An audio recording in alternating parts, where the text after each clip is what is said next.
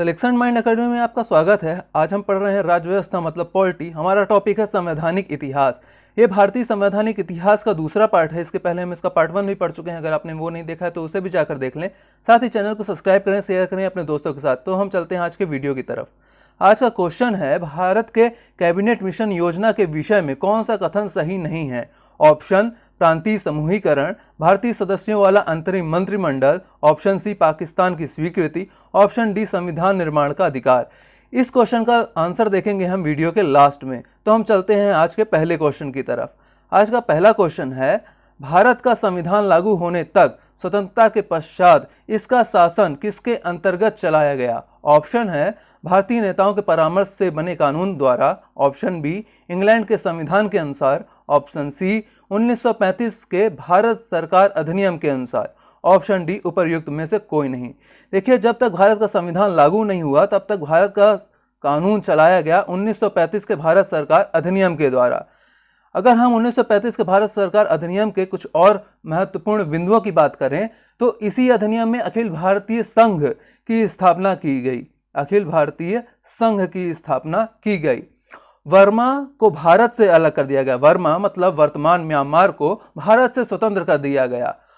द्विसदनात्मक व्यवस्था केंद्र में, प्रांत में कब लागू हुआ था द्वैध शासन? 1919 में, और केंद्र में द्विसदनात्मक व्यवस्था 1935 के अधिनियम के द्वारा। आपको यह भी पता होगा कि वर्तमान भारतीय संविधान में इस एक्ट का लगभग 65% भाग मतलब लगभग 250 अनुच्छेद इसी अधिनियम से लिए गए हैं।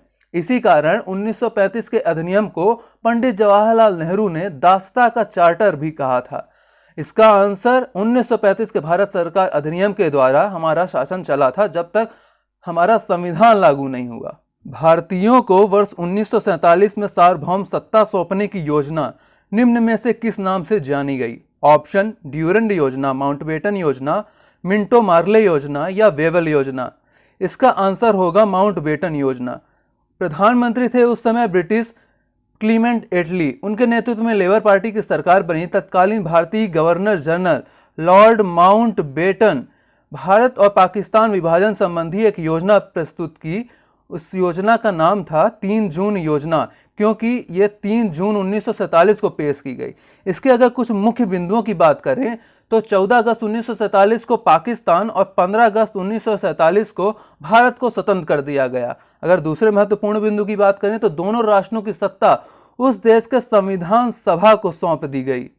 संविधान सभा द्वारा जब तक नया संविधान तैयार नहीं किया जाएगा तब तक भारत शासन अधिनियम 1935 के अंतर्गत चलाया जाएगा। यह निर्णय भी माउंटबेटन योजना में ही लिया गया। इसका आंसर माउंटबेटन योजना।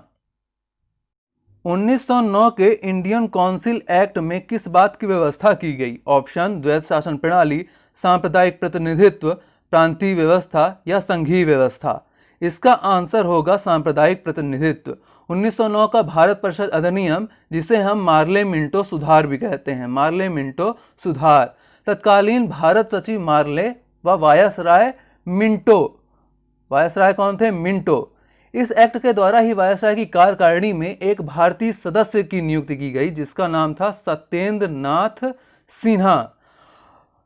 मुस्लिम समुदाय हेतु सर्वप्रथम पृथक निर्वाचन प्रणाली का उपबंध किया गया, जिसके अंतर्गत मुस्लिम सदस्यों का चुनाव मुस्लिम मतदाता ही कर सकेंगे। इस प्रकार भारत में पहली बार सांप्रदायिकता को वैधानिकता 1909 के भारत परिषद अधिनियम द्वारा ही मिली और मिंटो के शासनकाल में यह हुआ था। इस कारण से मिंटो को सांप्रदायिकता का जनक भी माना जाता है। इसका आंसर सांप्रदायिक प्रतिनिधित्व। द्वैध शासन प्रणाली ये 1919 के अधिनियम में, प्रांतीय व्यवस्था मतलब प्रांतों में द्वैध शासन प्रणाली 1919 में, जबकि संघों में मतलब संघ में द्वैध शासन प्रणाली 1935 में। इसका आंसर सांप्रदायिक प्रतिनिधित्व।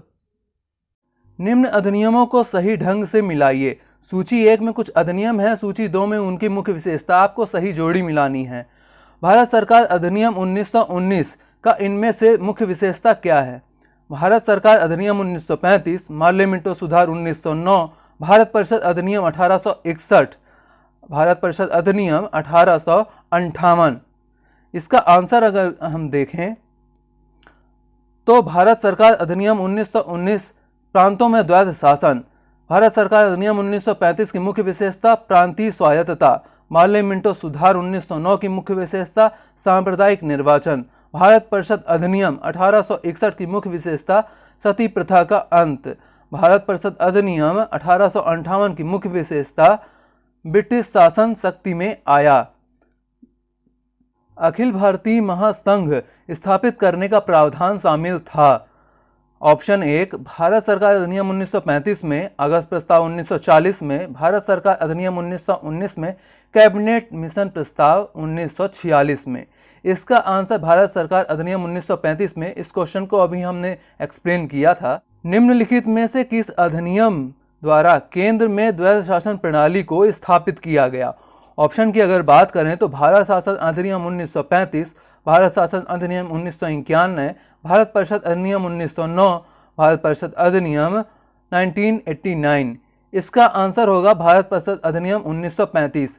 अगर आपको पॉलिटी याद हो तो 1935 और 1909 यहाँ पर सिर्फ दो ही ऐसे ऑप्शन हैं जिसमें कोई भी अधिनियम आया था, तो इसका आंसर 1935। ये दोनों ऑप्शन तो ऑलरेडी एलिमिनेट हो जाते हैं।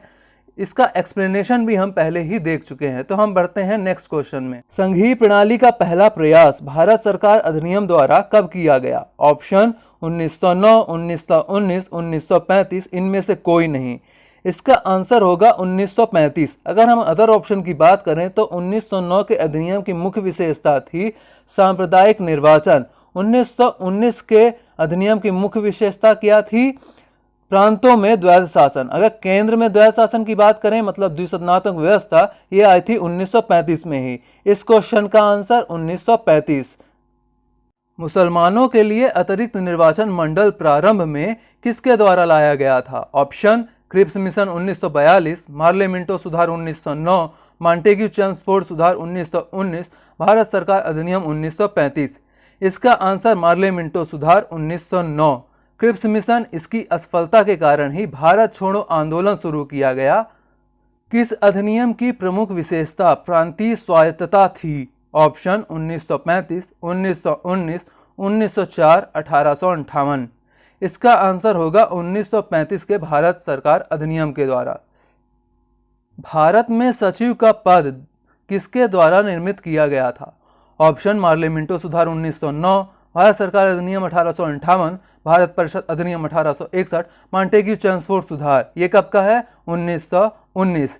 इसका आंसर भारत सरकार अधिनियम 1858। देखिए भारत सरकार अधिनियम 1858 जो था 1857 की क्रांति मतलब पहले स्वतंत्रता संग्राम के उपरांत कंपनी का शासन ताज को सौंप दिया गया था। इस समय ब्रिटेन के प्रधानमंत्री कौन थे? पॉम्स्टर्न। इसके द्वारा ही 1784 में गठित बीओसी और बीओडी मतलब बोर्ड ऑफ कंट्रोलर और बोर्ड ऑफ डायरेक्टर को समाप्त कर दिया गया और भारत के शासन हेतु ब्रिटिश मंत्रिमंडल में एक सदस्य के रूप में भारत राज्य सचिव की नियुक्ति की गई और यह भी घोषणा की गई कि देसी रजवाड़ों की यथा स्थिति बनाए रखी जाएगी। इसके साथ ही एक महत्वपूर्ण घोषणा की गई कि भारत के गवर्नर जनरल का पदनाम बदलकर वायसराय किया जाएगा। इस हिसाब से पहले वायसराय कौन हुए? Lord Canning. वीडियो के शुरू होने पर हमारा सवाल था कैबिनेट मिशन योजना के विषय में कौन सा कथन सही नहीं है? ऑप्शन प्रांतीय समूहीकरण, भारतीय सदस्यों वाला अंतरिम मंत्रिमंडल, पाकिस्तान की स्वीकृति, संविधान निर्माण का अधिकार। इसका आंसर होगा पाकिस्तान की स्वीकृति, क्योंकि यह माउंटबेटन योजना के तहत किया गया था। कैबिनेट मिशन ये भारत पहुंचा था 24 मार्च 1946 में। इसके अगर हम मुख्य उद्देश्य की बात करें तो ब्रिटिश सरकार से भारतीय नेतृत्व में सत्ता का हस्तांतरण। इसके अगर हम सदस्यों की बात करें तो 3 सदस्य थे इसके। कौन कौन से? एबी अलेक्जेंडर, पैथिक लॉरेंस और स्टेफोर्ड क्रिप्स। इसका आंसर पाकिस्तान की स्वीकृति। तो साथियों आज के वीडियो में बस इतना ही। हम मिलेंगे अगले वीडियो में। आप इसका पार्ट 1 भी देख लें।